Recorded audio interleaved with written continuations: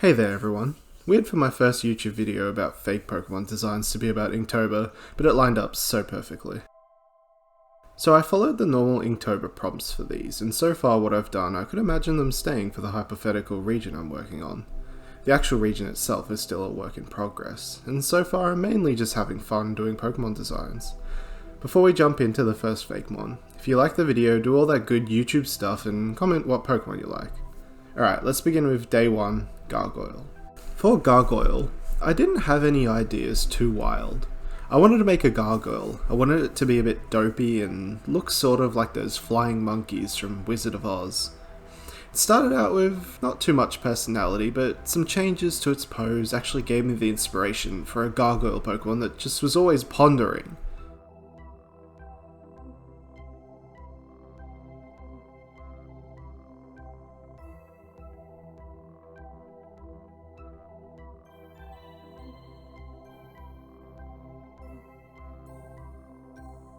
For the colouring, I struggled and found that the bright saturated colours just didn't really fit for the design, so I stuck with some more muted colours with bright eyes for that focal point.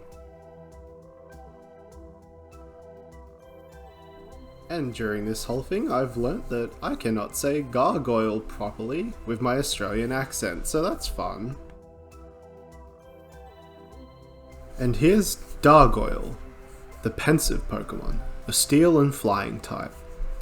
Gargoyle are very perceptive and curious Pokemon, but their lack of intelligence leads them to spend outrageous amounts of time pondering the things they see.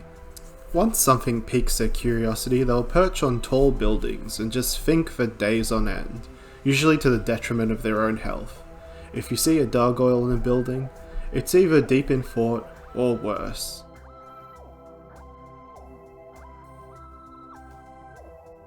For day 2, Scurry, I immediately thought of a mouse or rat scurrying around, and I knew it was time to make a Pika clone.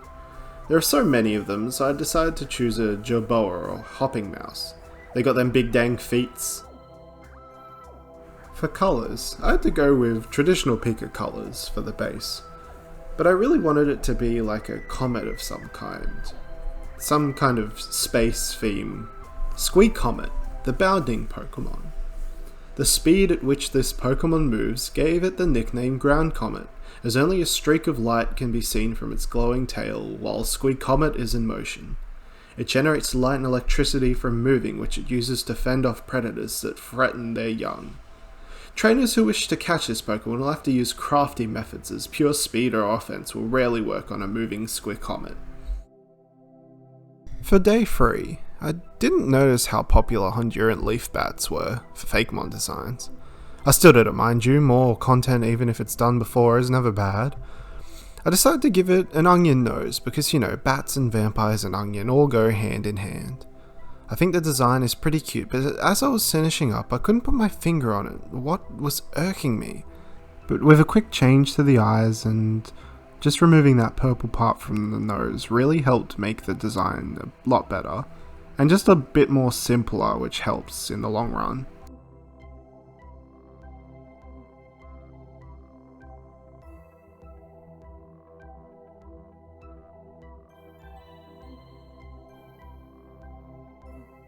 Honjubi, a grass and flying type, the leaf bat Pokemon. Honjubi live a large period of their lives swaddled in leaves with other Honjubi. The large leaves provide protection and food for energy to evolve. Honjubi sadly can be found quite easily, due to their pungent smell that wafts through the area they live in. However, their tiny stature allows them to quickly cling to places which are impossible for larger Pokemon to get to, even resorting to clinging to the larger Pokemon itself. Day 4 was me just doing a Scallop as a Pokemon. It was unrelated to the Shelder line at first, but then the tongue came in the bits that Shelder has and it kind of just came to be. I really enjoyed the weird eyes Scallops have, so I wanted to have them sitting kind of near the same place on score site. There isn't much to say about her, the colours were almost exactly Shelder's.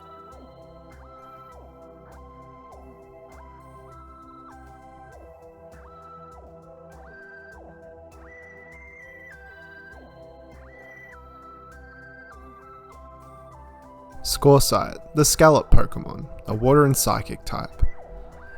Scoresight evolves from a female Shelder after evading 3 moves in a single battle. It is said that if a Scoresight ever closes itself up, a calamity is about to befall the world. Being a massive Pokemon, it adapted to have an ultra-hard shell, opting to fire beams of psychic energy or ram its opponents, rather than try to run.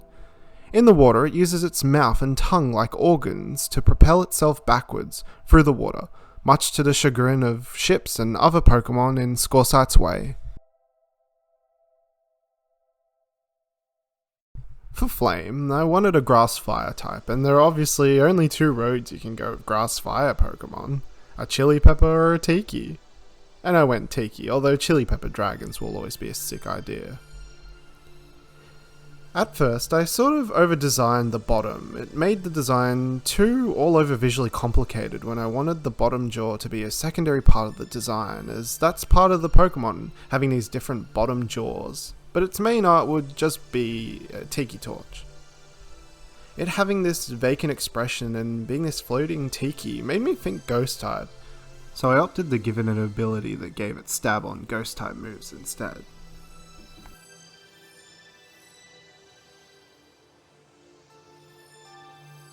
Confreaky, the Tiki Pokemon, a Fire and Grass type. Confreaky evolve without a bottom jaw. They must hastily rush to find something that can hold their flame to keep them alive. This usually results in trainers placing objects they desire near evolving Confreaky. Confreaky were hunted to extinction in Alola due to them destroying much of the traditional Alolan lanterns that were found around the region, but recent discoveries have found a new adapted type of Confreaky there. Confreaky has a new ability called Inspirit, which increases the damage of this Pokemon's Ghost type moves by 50%. Bouquet was kind of tough. I wanted flowers and bouquets, but I didn't want to make it just a bouquet with eyes. Maybe for the pre-Evo, but I wanted a secondary stage here. Although I have a killer idea for a final stage, comment if you want to see a video on it, I opted for a sort of Ralts or curlier look about the character, and I settled pretty quickly on a Pokemon that's sort of marriage incarnate. A bit of a flower girl mixed with some veil, and a sinister grin. The flowers of the bouquet was influenced by Roserades, because those are great designs for weaponized flowers. For colours it wasn't too difficult. It's a grass and fairy type, so naturally some pinks and greens really help sell it, and the white helps solidify the wedding theme. Bouquet, the bouquet Pokemon, a grass and fairy type. Bouquet travel vast distances looking for beautiful flowers from different places in Pokemon, and once it has the perfect arrangement, it will imbue it with some of its own power. The bouquet that Bouquet give to people or Pokemon gives off an alluring scent that is said to bring the holder's true love to them no matter the distance. In battle, the bouquet becomes a weapon hiding dangerous thorns and even being used as a catalyst for the Pokemon's moves. Bouquet would have a new ability called Matrimony, which in double battles, the Pokemon support moves have a chance to raise a random ally stats +1, probably about a 10% chance of it happening. Trip started as a struggle. I didn't know if I wanted to make some kind of Drifblim Evo or something, but I settled on a bit of something sillier in a haunted car Pokemon. A ghost type that used an old junker car as a shell, holding it together with its many arms and could drive around but also hold them out and walk normally. I added the doors and instantly they looked like gremlin ears. It all came together for me as this big angry ghost junk car, and although the car might not exactly fit with Pokemon as a whole, I just love this guy. I also got a great idea for his pre-evolution, a sort of poltergeist looking guy in a wheel.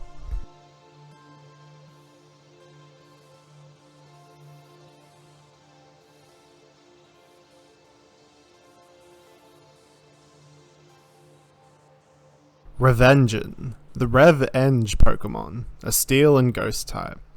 When a Retire finds an abandoned car and it has enough strength, it evolves into Revengeon. It becomes able to control itself even at the fastest speeds, which it will gladly use to ram any unfortunate subject in Revengeon's way. People who try to drive Revengeon find their hands are bound to the wheel and taken on a joyride, their fear and life force fueling a trip to the afterlife. Revengeon would have a signature move in Joyride, where the user speeds at the enemy and rams them, This move's base power increases the faster that Revengeon is. Of course, his abilities are Motor Drive and Speed Boost. He's a car, of course. And that's it for Inktober Week 1. I already learned a lot about Fakemon's style and rendering in this style in just the first week.